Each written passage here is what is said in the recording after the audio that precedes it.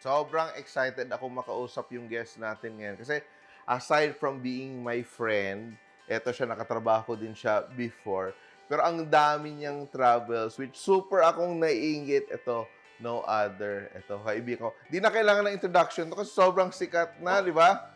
Si Papa Chewy, how are Sir Tats, you? kamusta lang tayo no? Si Ayan. nice to see you again. Oo nga. Maraming Ako- salamat po sa invite.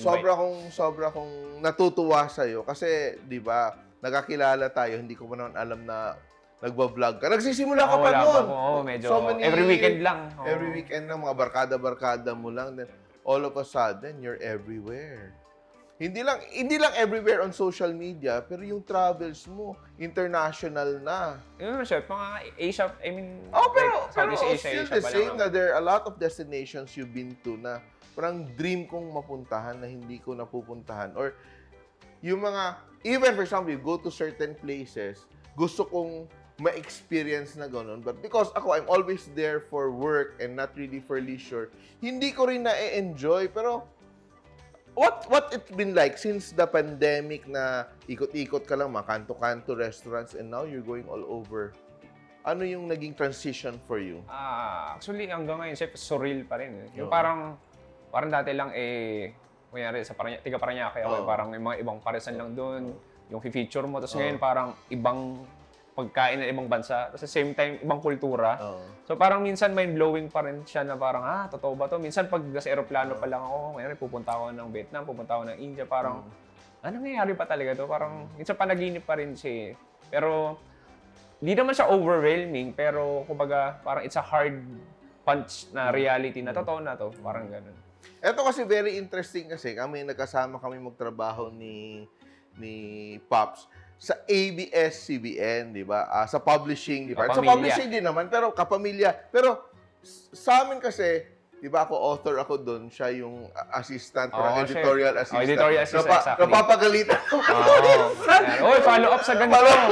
Kumusta na yung marketing natin? Yan, di ba? Pero ako kasi, like, seeing it from that perspective na ABS-CBN sobrang laki na, there are people like, author kami, we know we are backed up by a big company in terms of promotion, we're backed up by the logistics and all that. And ikaw, you're doing this, ito yung naabot mo, but you did it all on your own. Di ba amazing? Hindi ko alam siya. Pero, I mean, I'm really blessed na kung ano yung tinatry kong i-aim, sumasakto yung tadhana din na, kasi minsan, naniniwala ko hindi lang siya puro hard work Kasi minsan kahit anong gawin mo talaga, pero parang ayaw kang kurutin yung tadhana, hindi talaga para sa'yo. Pero I'm blessed ako na pinagdasal ko siya dati na kung ano yung gusto ko, kahit papaano, umakma siya. Pero at the start talaga, food vlogging talaga yung gusto mo. Food talaga siya kasi, una sa lahat, ang pinaka-early memory ko about sa food, sa magluto ng nanay ko. So yan, mahilig ako kumain. Talagang mataba ako ng bata Mahilig talaga kumain, mga 3 kanin, ganyan. And then, eventually, when I was like a teenager, mahilig ako manood. Ang weird, iba pinapanood, mga iba-ibang TV shows. Diba? Ako pinapanood ko noon, TLC na channel. Napanood ko si Andrew Zimmern, Anthony Bourdain, tapos si Man vs. Food. Tapos sa lokal, tuwang-tuwa ako kay Drew Arellano. Sabi ko nga nun, grabe to, no? Ano klaseng buhay yan? Kumikita ka, tapos bumibiyahe ka, kumakain ka ng masarap na pagkain. So, yun yung pinaka-naalala ko nun. Sabi ko, and then eventually, no 2017, bago ko mag-first job ko, nakita ko yung pangalan si Mark Wins. Na parang ganun yung ginagawa niya, food and travel, pero mag-isa lang siya. So sabi ko, social media pala, hindi mo na kailangan din ng camera crew. Kaya mo pa rin pala sa may camera kang kahit maayos. O kahit nga cellphone lang gamit ko nun. Parang pwede na pa rin magkaroon ka ng sariling show. And then, tinry ko po yun. Ayan. Kasi sobrang, di ba, napapansin ko nung, di ba, nag-uusap tayo before na talagang marami kang ginagawa, hindi naman kalakihan yung views. Di ba, at the start, di ba, parang wala lang, parang okay, you can disregard it altogether na at a certain point, sabi, kung mag-give up ka, wala namang saysay yung ginawa mo, di ba? Pero all of a sudden, nag-explode ka all over the place. Parang million views here, million views there, and all that. Parang ano yung feeling mo at that point na parang hindi na to gaya ng dati na parang laro-laro lang. Siguro sir, doon papasok yung word na great. Yung parang gustong-gusto ko kasi talaga Kasi lalo na nasa ABS ako noon. Kasi hindi alam siguro ng karamihan noon ako yung nag-a-assist sa, hindi lang mga chefs, mga artista. Enchong, gusto mo ba kape? Gets mo ba? Yung mga ganun, may kailangan po kayo. Kailangan po ba ng makeup niya, no? Makeup artist. Tapos, nung nasa ABS ako, dream company ko sa ABS noon, kasi gusto ko sa entertainment world eh. Pero pangarap ko mag-artista. Pero parang dahil, hindi posible, doon na lang sa entertainment world. Pero, nung nandun ako sa ABS noon, hindi ko alam kung alam nung karamihan yun. Parang, mas nagugutom ako. Kasi parang ang lapit-lapit ko na. Nakita ko ng artista, nakita ko ng production, pero nasa likod ako ng camera. So parang mas nanggigigil akong ako yung nasa harap ng camera. So, yung full time ko siya, doon talaga siya parang, oy, okay ito. Pero wala pa ganong nanonood. Pero sige lang, kasi sabi ko noon, meron nga akong konnotasyon na the more content na ginagawa mo, bada kada upload, may chance ang mag-viral. Pero 2 years nga, wala gano'n nanonood. Pero sabi ko nga, 2 years din yun wala pala. pa gano'n, chef. Wala gano'n nanonood. Noong 2 years talaga, parang pandemic lang din 2020. Doon lang din talaga siya medyo kahit paano may mga naging viewers na, may mga nakakilala na. Pero like 2018, 2019, mga nanonood lang sa akin, mga kamag-anak ko lang din. Mga nanay ko lang din eh. And yun, so, sabi ko, upload ka na upload, pero bawal namang ang dami mong videos. Pero hindi ka nag-improve. So dapat habang dumadami videos mo, nag-improve ka rin. And yun, hanggang ngayon, yun yung ginagawa ko na kahit paano may mga viewers na rin, kahit saan tayo nakapunta, ini-improve pa rin yung video. Kasi importante, bawal ka makontento, kahit may pangalan ka na, di ba, may viewers ka na. Ito yung gusto kong malaman, di ba? Kasi when you started, gusto mo maging food vlogger, pero yung perspective mo kasi as a content creator, so tumitikim ka, nagbibigay ka ng insight, pero kulang pa rin yung, di ba, we have to admit when anyone starts in any industry, kulang pa yung kaalaman ng subject matter. Di ba? Like for example, food, hindi mo pa masyadong ma-describe sa simula o hindi mo pa rin alam yung difference ng eto compared to another, di ba? Ngayon na sobra mo ng daming napuntahan, sobra mo ng daming nakainan, nag-change ba yung perspective mo on food? Nag-change ba yung taste buds mo? Mas naging discriminating ka ba? Or mas naging open-minded ka sa iba-ibang flavors? Or ano ba yung nangyari sa'yo as a foodie? Di ba? Content creator ka. Pero as a foodie, the way you enjoy food, has it changed? Sobra, chef. Sobrang-sobra. Na parang, dati akala mo yung chicken barbecue, ito na yung lasa ng chicken barbecue. Pero pag pumunta ka pa ng iba't ibang probinsya, kahit Leyte, may sariling chicken barbecue.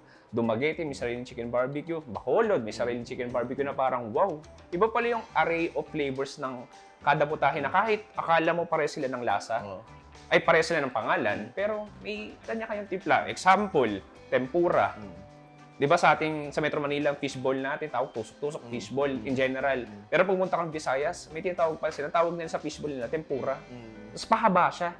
Mukha siyang kikiam pero lasang fishball. So parang, okay no? So sabi ko nga, hindi lang yung panlasa ko yung nagbago eh, pero yung pati pananaw ko sa buhay. Kasi yun nga yung, kaya isa ko mas pinakagusto sa Chewy Show. It's not like more on the food reviewing itself, na hindi mo lang, after mo panood yung isang episode ko, hindi mo lang malalaman yung lasa ng pagkain, pero malalaman mo rin yung kultura behind that. Bakit nila kinakain to, ano pinagmulan nitong pagkain to. And then in terms of, like, yung question mo kanina about sa taste bud, sobra chef. As in, parang, feel ko yung parang aspeto ng sarap, parang mas tumaas ng konti. Tsaka hindi lang sa sarap yung more on yung the ingredients, alam mo na yung lasa nitong ingredients na to, alam mo na yung lasa ng palapa, alam mo na yung lasa ng burnt coconut. Yung mga ganong simpleng bagay lang, akala mo small thing siya, pero ang laking epekto sa buong career ko, parang ganon. Paano ka nagre-react sa mga taong nagbibigay ng negative comments na knowing what you know now, na there is so much more about food that we actually are aware of?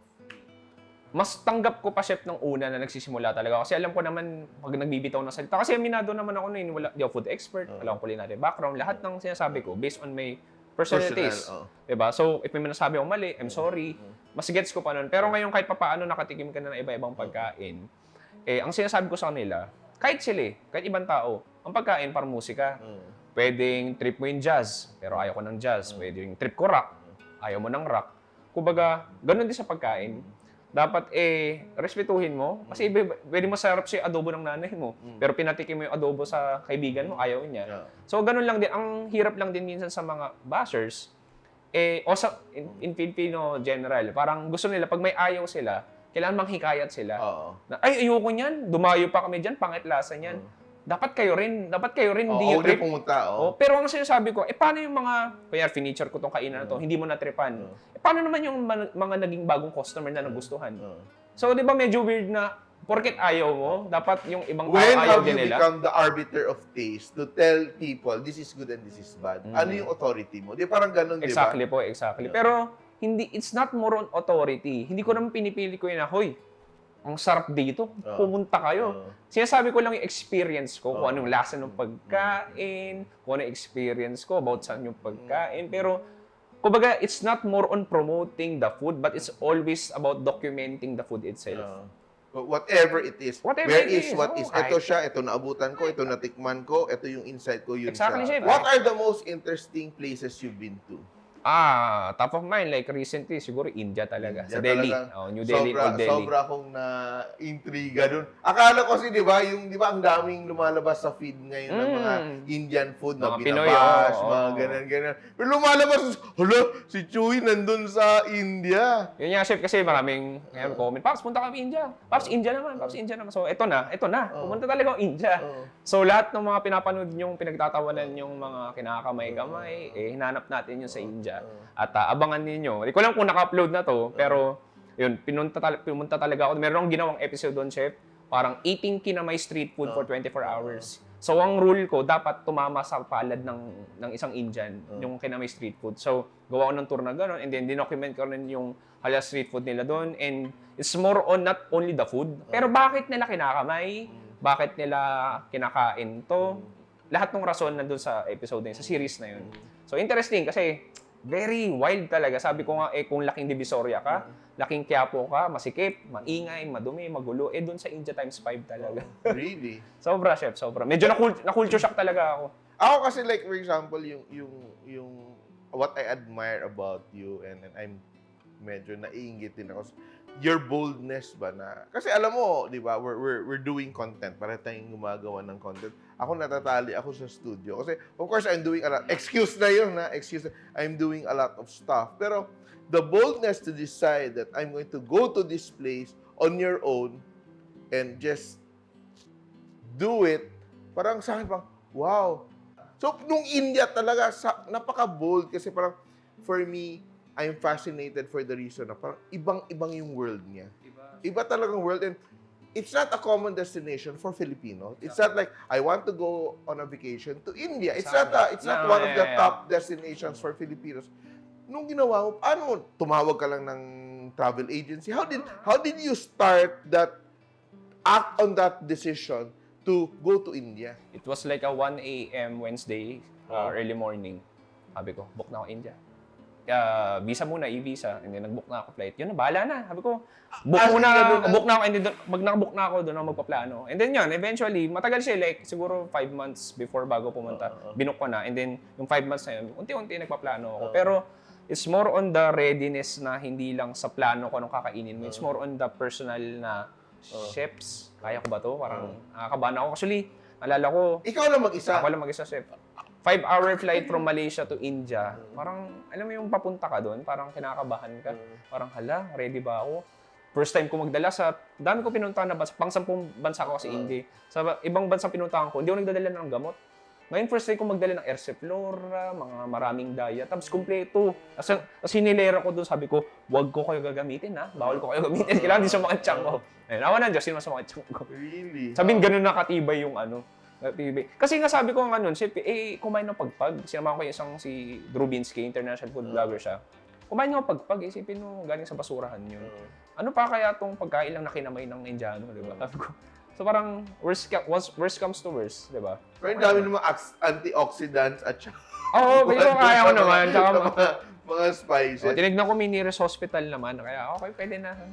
Grabe. Nearest clinic naman. Nakikita ko talaga yung feed talaga. Wow, so Iba, fascinating iba. talaga. Sabi ko nga para siyang isang lumang pelikula na parang, alam mo parang yung sa movie na Dreamlike, inano ka, no? yung bigla kang inabsorb ng TV, pero pumasok ka sa lumang pelikula, ganun. Sabi ko nga, Kasi yung amoy iba. iba, chef. Yung Oo. hangin, iba. Sabi ko nga parang sepia eh. Oo. Sabi ko talaga, grabe parang sepia. Yung pala, kaya pala sepia kasi yung air pollution nila malala. So parang yung mga buha-buha, parang kita mo yung mga buhangin, hindi ako OA as in parang may mga buhangin na lumulutang, and then yung amoy, yung ingay, yung busina doon siya, parang talo pa yung samgyupsal, unlimited din. Gigil na gigil sila. And then, there's always reason behind that. Marami palang rason na patulad sa pagbusina. Kasi di ba traffic lagi doon eh. Parang isipin mo araw-araw EDSA, tapos divisory daan masisikip. Kaya pala lagi sila busina doon. Kasi yun yung coping mechanism nila kasi traffic. Parang traffic naman. Yun yung laging ano nila. Wala, basically wala na siya magawa. Yun yung re-release. Mga ganong rason. Rather than violence. Yun nga, safe. Kaya nga, yun yung gusto ko ipakita sa Chewy Show na minsan sasaktan pa rin ako kasi sasabi nila parang katulad ng ibang food vlogger na lahat na lang masarap, lahat na lang pinupunta yung mga ganyan, na hindi nila nakikita na itong Chewy Show, it's more than food vlogging, it's more on documenting kultura na, di ba sabi ko nga, kahit pumunta ako ng Tawi-Tawi Sulu, nasa utak ko, baka walang views, baka di ako kumita, pero pumunta pa rin ako doon kasi meron siyang personal goal na gusto ko ibahagi yung storya nila. Yung isang something that's very admirable din kasi nagsimula ka, di ba? Parang around your neighborhood, nagbablog ka. Then all of a sudden, you're doing collabs with a lot of these international content creators. How did it start and how does it feel like to be parang considered? Kasi yung content kasi is distributed globally in a sense, di ba? Then nandun ka na sa pinnacle in the sense na ina-acknowledge ka rin ng content producers ng ibang lugar ang mga ginagawa mo dito sa Pilipinas. Yung pinakauna po kasi talaga yung parang international collab ko si Sunny Best Ever Food Review Show. Yun talaga. Nagsisimula pa lang siya, 2017 pinapanood ko na talaga. As in, idol benchmark talaga. As in, gabi-gabi kada upload niya, pinapanood ko talaga. And then eventually, last year, nag-message yung producer nila, biglang sabi, biglaan pupunta sila ng Pilipinas, kailangan nila ng producer ng Pinas. So, kung ano, nag-go na ako nun. Galing po Marinduque nun eh. Nung nasa Roro pa, kakababa ko lang ng Roro. Sabi ko, game na, sige. Idol ko yun eh. And then yun, meet kami, and then like 10-day shoot. So magkasama kami like for 10 days. So ang maganda kay Sunny, international standards safe. Alam niyo yung Best Ever Food Review Show, kung saan na siya kapunti. Hindi lang food, pasti cultural talaga, mga tribes.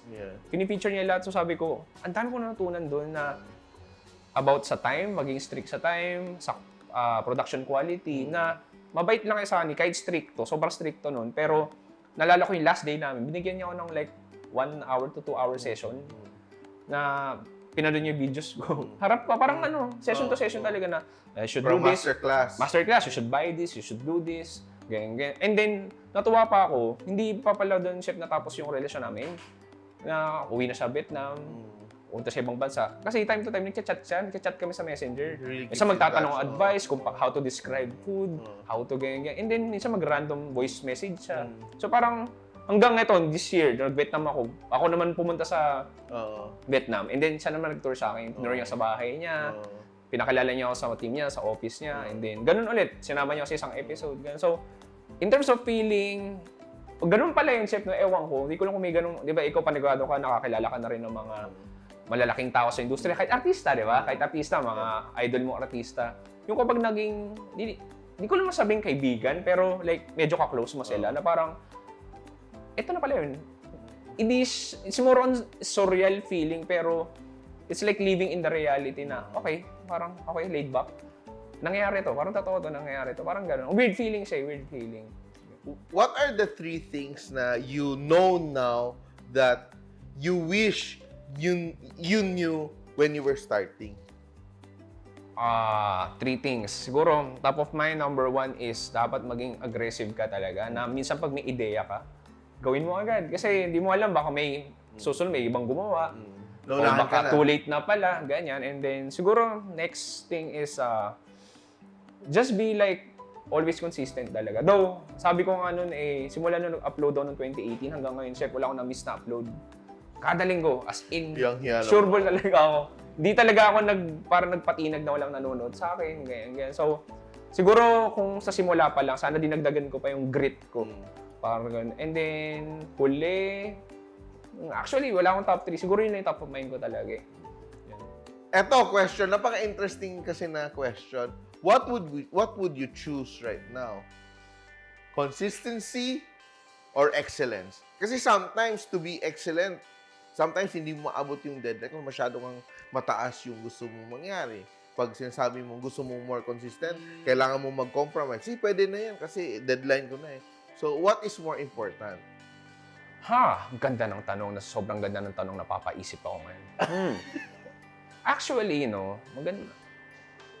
I think excellence is better. Excellence. Kasi anong sense nung consistent ka pero ang pangit ng quality ng content mo, di ba? Kumbaga, every week nga ako nag-upload pero wala nang tututunan yung tao. Yung editing ko, pangit, di ba? Yung sound production ko, pangit.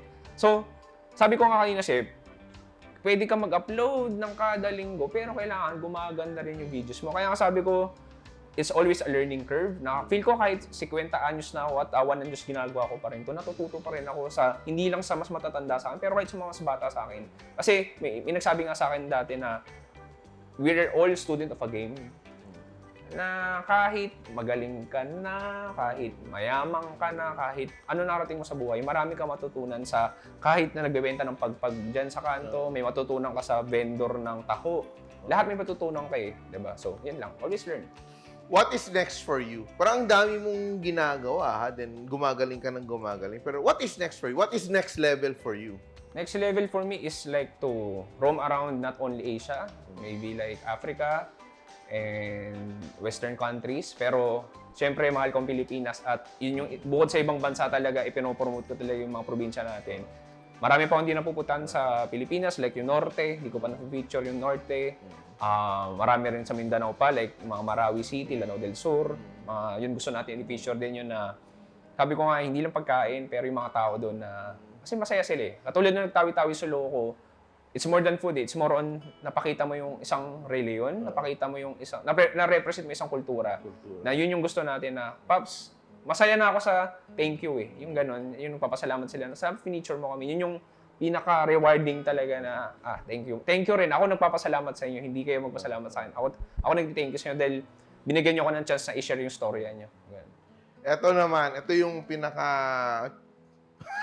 Hindi ko alam. Ito yung portion ng show natin na tinatawag namin na Turning Tables. Uy. It's your time to ask me. Wag mahirap. Ay, nako. Ako na bahala. Sige, go! Chef Tatong. Ang tanong ko, bilang ako, dahil naka-experience ako ng iba-ibang kainan, minsan may mga unpleasant na experiences.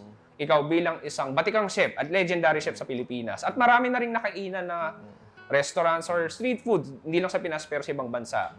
Meron ka bang top of the mind story na bad experience sa isang kainan na hanggang ngayon naalala mo?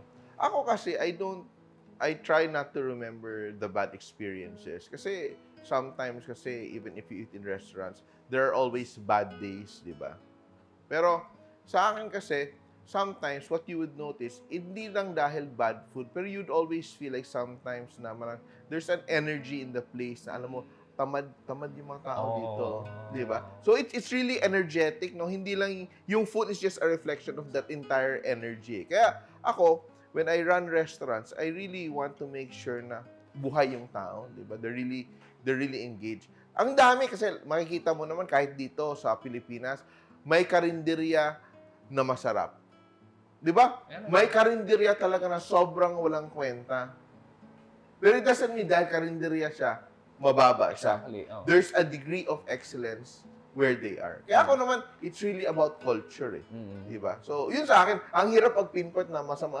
Ato, let go. Just don't go back there. Ganun na yung prinsipyo ko with regards to that. Galing. Make it a point to be kind to everyone. Kasi you don't know na when magkabanggaan mo sila the next time, di ba? Imagine, nagsungit ako sa'yo, din ganun ka na kasikat ngayon, di ba? Imagine!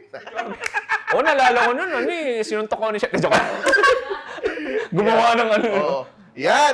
Thank you very much. May bibigay ko sa'yo na copy ng libro. Thank you, Chef. And it's so interesting because eto siya na, bibigay ko lahat. Well, eto kasi yung book na to, the original book, is one of the books I worked with when we were together sa ABS-CBN. Iba pa yung ano nun. Iba pa. And right now, it's already an award winner. Ito siya a Reader's Choice Award. And also, it is nominated sa World Gourmand Awards.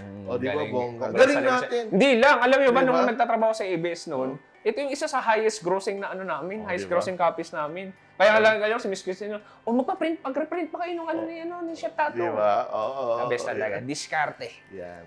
Ito, kasama din yung iba naming books. Ayun, thank you, Yan. Chef. Maraming salamat. Maraming salamat. Thank you for guesting Ay, ako sa dapat ating magpasalamat, Chef. show. I'm so honored and sobrang natutuwa. And gusto ko talagang kausapin regarding India kasi gusto ko pumunta ng India. It will be nice, painfully exciting. Yeah. Yun lang describe ko sa akin. Okay, please invite them to your social media channels and accounts. Chef, gusto mong pasalamat muna sa inyo. I mean, isang karangalan na masama sa listahan ng mga interview mo. Isa ka sa tinitingala naming content creator at chef kahit dati pa. Kahit wala pa ng social media. Nauna na. Anyway, guys, mga nanonood, mga kasimple, kung gusto nyo makapanood ng online food and travel show na hindi lang dinidocument ang pagkain, pero maging kultura ng Pilipinas o maging buong Asia and soon baka buong mundo, you can follow The Chewy Show sa YouTube, Facebook, TikTok, and Instagram. Kaya hinihintay mo, Tsura! Yeah. Okay. Practice ko ba yun? Chef, Thank you. Thank you so much. Yeah. Never miss an episode of Talk to Tattoo. Click the bell to get notified. Don't forget to subscribe to the Simple YouTube channel.